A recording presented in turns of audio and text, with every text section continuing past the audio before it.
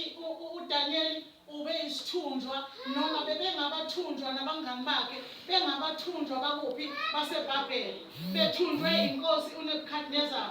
uNebukadnezar ube umuntu ongazwani noma ongazani noNkulunkulu. Ubengenendaba nezinto zikaNkulunkulu. Ubenza ngendlela yakhe. Ube inkosi ecabanga ukuthi ungaphezu kwaNkulunkulu. Ubecabanga ukuthi ngesikhathi ephila esembusweni ngoba bazalwane uma usemandleni kwesinye isikhathi uze ucabanga ukuthi hayi vele kuphelele. Haleluya. Kanti bazalwane kusuke kukhona lo muntu omunye osuke engaphezulu kwakho. Haleluya.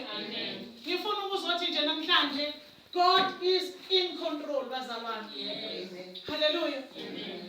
Sibuka izwe nje namhlanje kukhona ophakela umthakathi benza yonke lento lena abayenzayo bevula bevala izwe benza ngendlela benza ngayo. Haleluya. Kudinga abantwana bakaNkulunkulu abazoba nokuhlakanipha abazoya uNkulunkulu babone baqonde isikhathi. Ngoba akuve kubalekile ukuqondakala kwesikhathi. Ngoba uma ofundayo eqaphela sizoqaphela ukuthi izinki zenkosi uJesu useyabuya. Bathini abanye sele kusazala ukuthi uyabuya. Yesu uyabuya. Angeke sikuyele noma ngathiwa lokhu sazala ukuthi uJesu uyabuya. Yebo uyabuya. Amen. Amen. Angeke siyeke ukuthi asilungise indlela yethu. Iy'ntuli zendlela ziyalungiswa bazalwane.